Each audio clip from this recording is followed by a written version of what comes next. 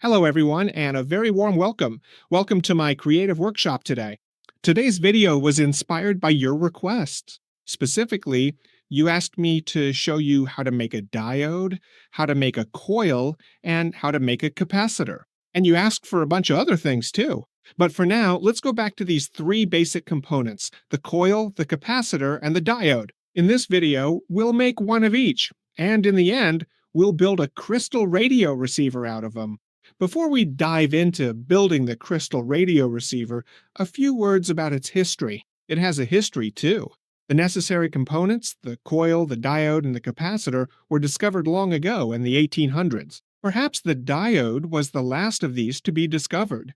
Around 1880, however, it was Marconi who first made a radio out of all this. Supposedly, in the early 1900s, you should know that Marconi worked in Tesla's laboratory. And when Tesla found out that Marconi had published the radio, Tesla sued Marconi, and the U.S. court eventually ruled that the invention of the radio should be credited to Tesla, not Marconi. If you want to make a crystal radio receiver, there are two things you should know. First, the crystal receiver draws all the energy it needs to operate from its environment, so it doesn't need any batteries. So it helps to have a radio transmitter nearby that creates a strong signal at your receiver, in your receiver's antenna. Also, it helps to know what frequency the transmitter is broadcasting on. On this paper, I've sketched out a few things that you'll need to understand so we can set up the detector receiver together. First, you'll need a coil. Here you can see the rough plan, and on this wooden model, literally a wooden model, you can see how it looks in reality. So the coil will be wound onto a paper tube, a toilet paper roll, using 0.15 millimeter diameter enameled copper wire, and I've wound the turns onto it here. The tube has a diameter of 42 millimeters, and the total length of the wound copper wire is 19 millimeters. There are exactly 115 turns on it. This formula is probably quite familiar from high school.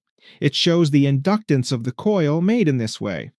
In the formula, A is the cross-sectional area of this tube with a 42 millimeter outer diameter, and L is the 19 millimeters length, which is how long the copper wire is wound, and N is the number of turns. Here N is squared, so you have to square 115. The formula also includes mu0 and mu-r. In this case, mu-r is roughly 1, and mu0 is a constant, approximately 1.2 times 10 to the minus sixth. The dimensions and the number of turns determine the inductance of this coil, which in this case is 610 microhenries. Let me show you again here. So this will be the coil. Here's the copper wire wound for 19 millimeters, and it has two leads. One lead is here on the coil, and the other lead is here. We'll also need a capacitor, specifically a flat capacitor. The capacitance of the flat capacitor is given by this formula, which I'll explain next. You can calculate it this way. Here too, the value of the capacitance is basically determined by the dimensions and by what material is between the two metal plates. The capacitor will be made from aluminum foil. I've covered both sides of a double-sided adhesive tape with aluminum foil. So what I'm holding in my hand here is what's drawn here. In our case, we'll need about 142 picofarads. Why did I say that this is what we'll need? Well, because we're going to build a radio receiver, which looks like this in a schematic. We'll need a coil, a capacitor, and a diode for it. We're only at the point where we know how to make a coil, since you just have to wind 115 turns onto a toilet paper roll. That's no big deal. We also need to make a capacitor, and I'll show you in a moment how we'll make this capacitor, and then we'll also need to make a diode. I'll show you how we can make a diode very simply as well. The crystal radio will work like this. You need a good long wire, which will be the antenna. This antenna picks up the signals from the area and sends them to this point on the coil. The other end of the coil needs to be grounded. This creates a resonance circuit, which means we'll try to select the 540 kilohertz frequency of Kasuth radio from all the signals present here. So you need to size this LC component, that is, the coil and the capacitor, so that it selects the 540 kilohertz frequency as much as possible, and ideally not the others. There are two ways to create the resonance circuit. One is a series resonance circuit, the other is a parallel resonance circuit. During the measurements, I'll use the series one, but in the radio, you'll need the parallel one.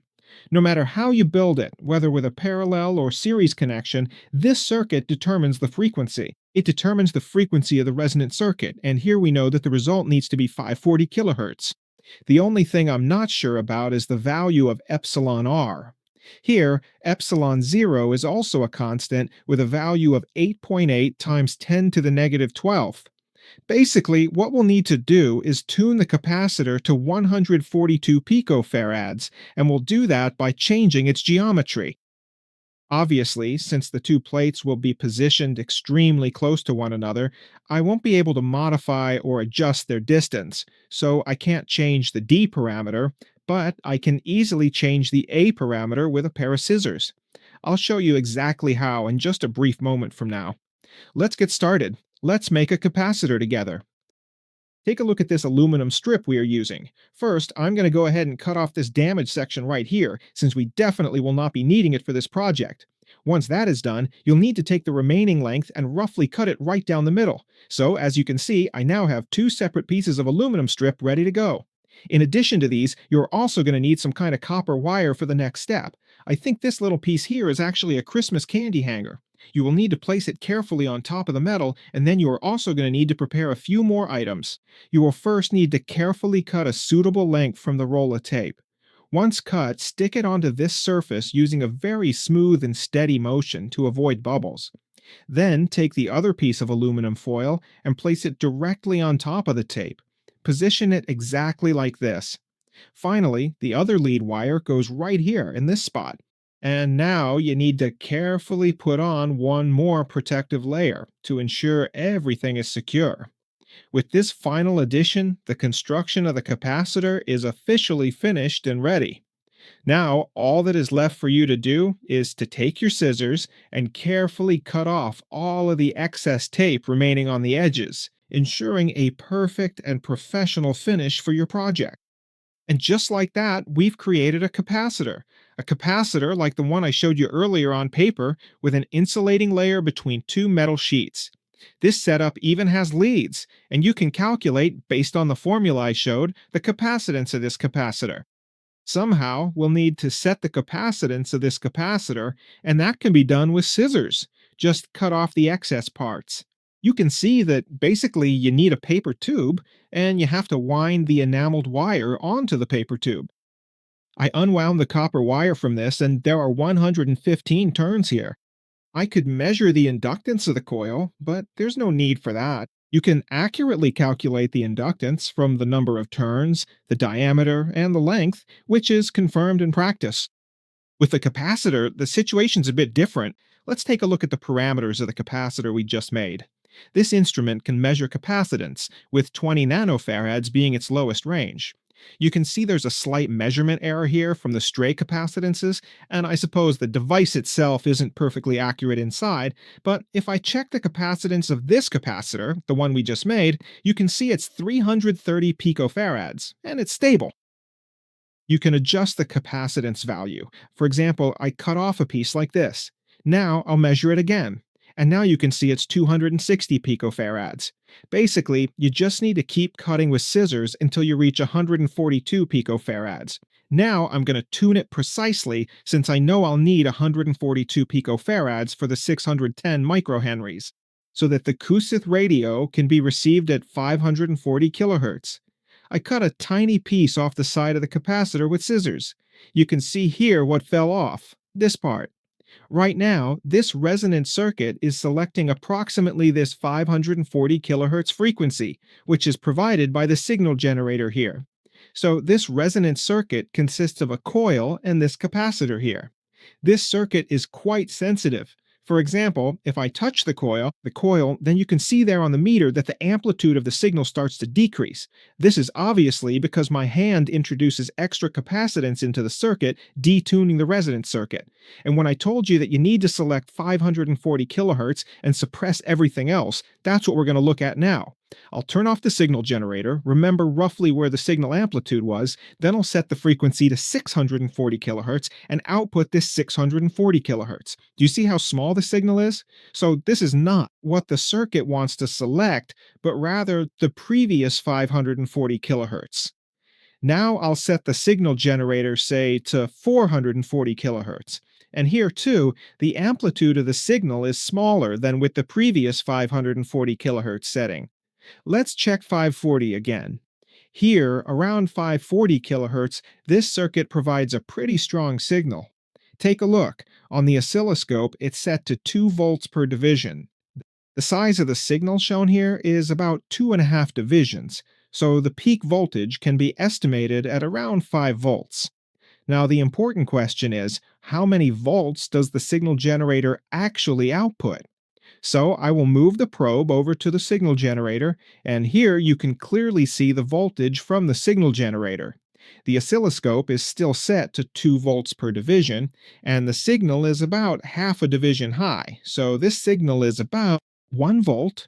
So from a 1 volt signal, this resonant circuit has produced a 5 volt signal.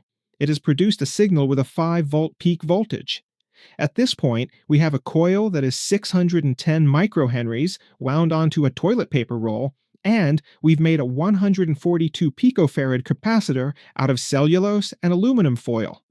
This characteristic curve will ensure that our little resonant circuit will select the 540 kilohertz frequency, which is the Koseth radio. I showed you that a crystal radio looks like this. You need a coil, a capacitor, and a diode.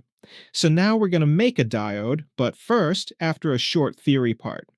The characteristic of a factory-made diode is that it has a forward characteristic, where the forward voltage is usually between about 1/10 of a volt and 7/10 of a volt, and it also has a reverse characteristic.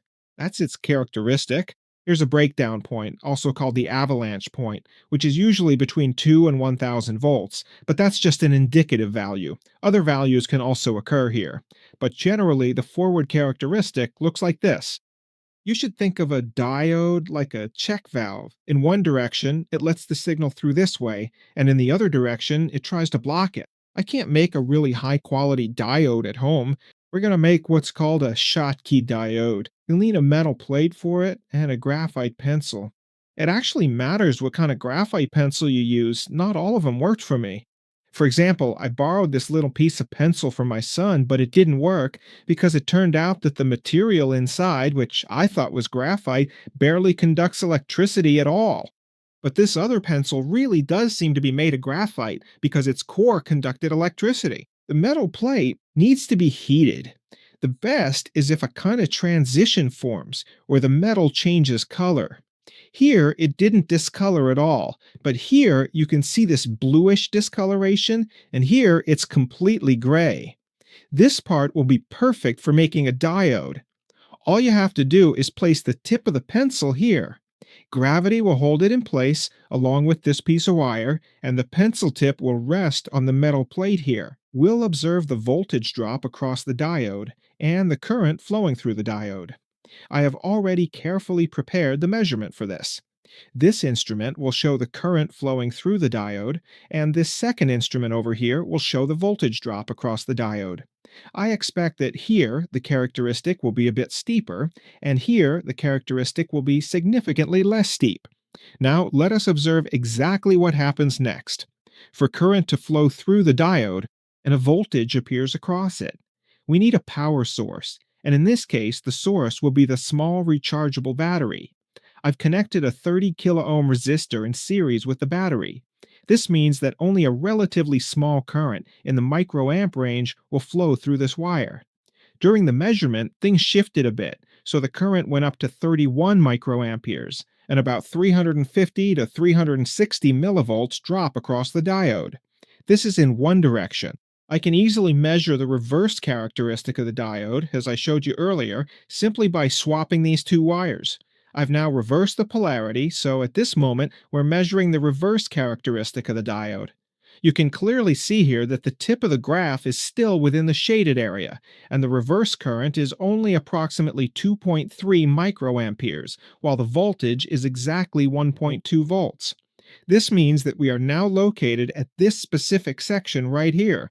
So the characteristic in this section is definitely flat, and here it's definitely a bit steeper, as the measurement result showed. The reason we need the diode is because we have to somehow decode the information from the transmitted 540 kilohertz signal.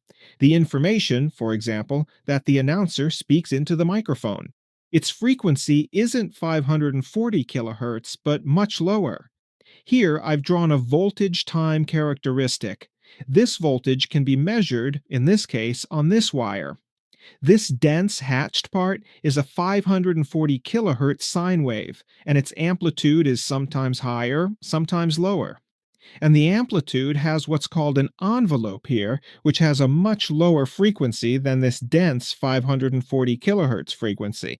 And this frequency matches exactly with what, say, the announcer produces into the microphone. Here's the announcer, who is currently speaking on the radio, talking into their little microphone. So this signal you see here will match the signal that forms the envelope. And the diode does nothing more than cut off the lower part here. It doesn't let that through. And then it forms the average value of what remains. It forms the average value by, in theory, placing a capacitor here, which is usually placed here anyway, and the capacitor nicely averages out this signal. From this point on, this signal here will be exactly the same as the one in the announcer's microphone. You have to touch the tip of the pencil to the blade many times, and if you're lucky, you'll find a spot where everything clicks, and when everything clicks, then, very quietly, I can hear the Koseth radio broadcast along with a lot of static emitted by the electronics of my LED lighting. This isn't a high-quality radio. It was definitely good for getting to know the coil in practice, seeing how easily a capacitor can be made, as well as how to make a resonant circuit from it. And last but not least, you saw how to make a diode. It's not a very high-quality diode, but it serves the purpose. You can build a crystal receiver with it. I'm glad you came. I'm always happy to see you here on my channel, and please, if you liked the video, give it a like. Thank you very much. Bye.